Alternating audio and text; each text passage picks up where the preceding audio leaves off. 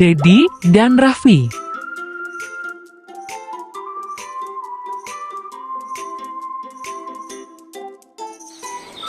Halo teman-teman, kali ini kita belajar tentang sebuah kisah dua pemuda desa bernama Dedi dan Raffi yang keduanya memiliki sifat tidak terpuji. Cerita ini mengajarkan nilai-nilai yang sangat berharga tentang pentingnya mengesampingkan ego, bekerja sama, dan saling menolong dalam menghadapi tantangan hidup. Agar lebih menarik, mari kita lihat kisahnya. Di sebuah desa yang berada di tengah pedalaman hutan, di mana kabut tebal sering mengelilingi wilayah desa. Pohon-pohon tinggi yang kokoh tumbuh mengelilingi pinggiran desa, menjadikan hutan itu sangat rimbun dengan akar-akar yang menggeliat di sekitarnya, seolah-olah memeluk tanah dengan kuat. Di desa yang jauh dari kota ini, hiduplah dua pemuda yang dikenal tangguh, yaitu Dedi dan Raffi. Keduanya menjadikan desa tersebut sebagai tempat mereka berlindung, mencari makan, dan beristirahat setelah hari-hari yang sibuk. Dengan kekuatan dan ketangkasan yang mereka miliki, Raffi dan Dedi menjalani kehidupan mereka di desa yang berat itu, mendaki tebing-tebing dan menjelajahi hutan-hutan di daerah desa yang pelosok itu. Desa ini menjadi rumah bagi mereka, tempat yang penuh tantangan, tetapi juga memberi mereka perlindungan dan sumber makanan yang melimpah. Suatu hari, saat perut Raffi dan Dedi mulai keroncongan karena lapar, mereka pergi mencari makan di tengah hutan yang lebat dan penuh bahaya. Medan yang mereka hadapi tentu tidaklah mudah, dengan pepohonan yang rindang dan juga risiko ada hewan buas di sekitarnya. Saat sibuk mencari bahan untuk dijadikan makanan, tak disangka mereka bertemu di jurang yang disambungkan jembatan kecil dan tua. Masing-masing dari mereka datang dari arah yang berlawanan, Raffi di tepi kanan dan Dedi di tepi kiri. Hai Dedi, kamu mau kemana? Tanya Raffi sambil menatap Dedi. Aku hendak mencari makanan ke seberang. Bagaimana denganmu? Balas Dedi dengan tenang. Aku juga sedang mencari makanan. Seberang di tempat kau berada, jawab Raffi singkat, tetapi dengan nada sedikit tegas. Kondisi di tepi jurang tersebut membuat situasi menjadi semakin menegangkan. Keduanya tidak ingin mundur atau memberi jalan, dan masing-masing merasa paling berhak untuk melewati jembatan yang sama. Di tempat mereka berdebat, sebenarnya mereka saling mengetahui bahwa ada aliran sungai yang cukup deras di bawah jembatan itu. Aliran sungai itu sangat berbahaya. Belum lagi sungai itu terkenal ada buaya. Mereka harus berhati-hati ketika melewati jembatan kecil yang rapuh, agar ketika melewati jurang tersebut, mereka tidak jatuh dan terseret aliran sungai.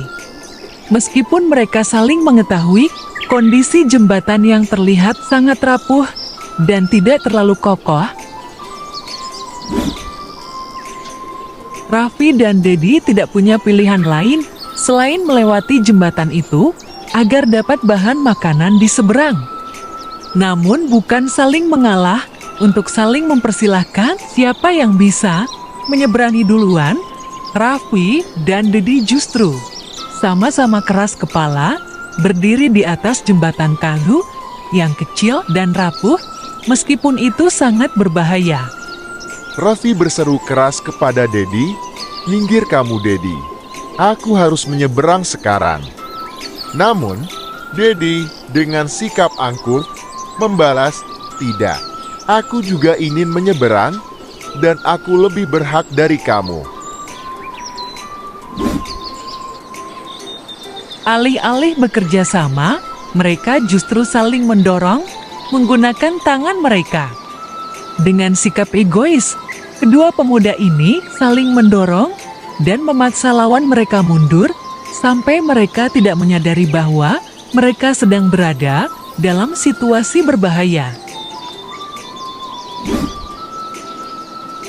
Jembatan kayu yang sudah rapuh mulai bergetar dan bergoyang di bawah tekanan kaki yang digunakan untuk bertumpu dari dorongan mereka. Meski demikian, baik Raffi maupun Dedi tetap keras kepala dan terus bertarung tanpa memikirkan apa yang akan terjadi jika jembatan itu patah. Pertikaian antara Raffi dan Dedi terus memanas. Keduanya saling mendorongkan badan mereka dengan penuh tenaga, tidak ada yang ingin menyerah atau mengalah. Kesombongan yang meliputi hati mereka membuat keduanya semakin keras kepala, enggan memberi jalan meskipun mereka tahu bahwa jembatan itu hanya cukup untuk satu orang. Raffi dan Dedi dengan mata yang penuh amarah bertarung di atas jembatan yang rapuh.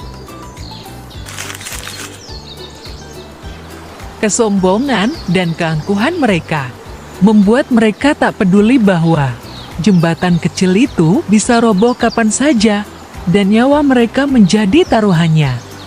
Ketika Raffi dan Dedi saling mendorong di atas jembatan kecil itu, akhirnya jembatan itu tidak mampu menahan beban mereka.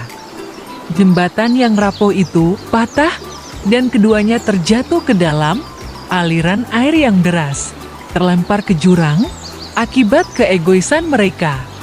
Arus air begitu kuat membuat Raffi dan Dedi kesulitan untuk bertahan.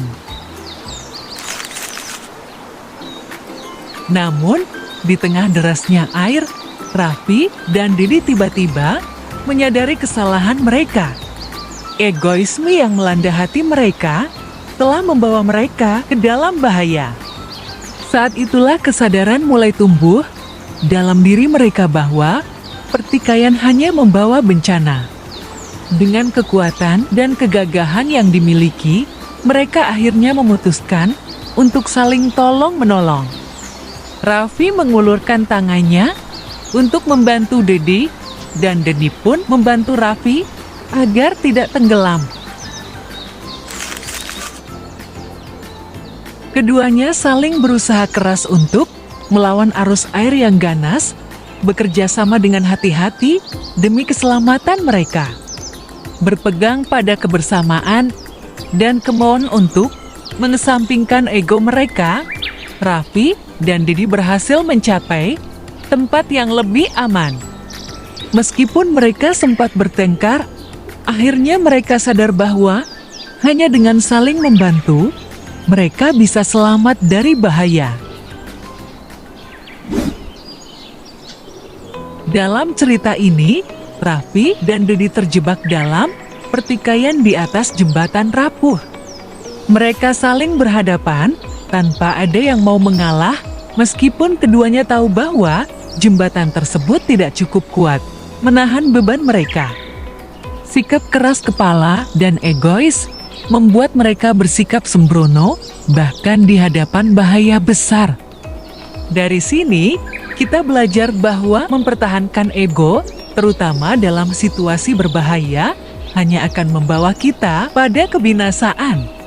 Kesadaran akan situasi dan kemampuan untuk mengesampingkan keangkuhan adalah hal penting untuk keselamatan diri dan orang lain. Setelah jembatan patah, Raffi dan Dedi terjatuh ke dalam sungai yang deras. Mereka akhirnya menyadari bahwa berkelahi hanya memperparah keadaan. Alih-alih terus bertikai, mereka memutuskan untuk saling membantu agar dapat bertahan di tengah arus sungai yang deras.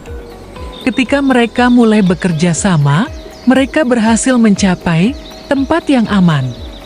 Ini mengajarkan kita bahwa kerjasama memiliki kekuatan yang jauh lebih besar daripada permusuhan.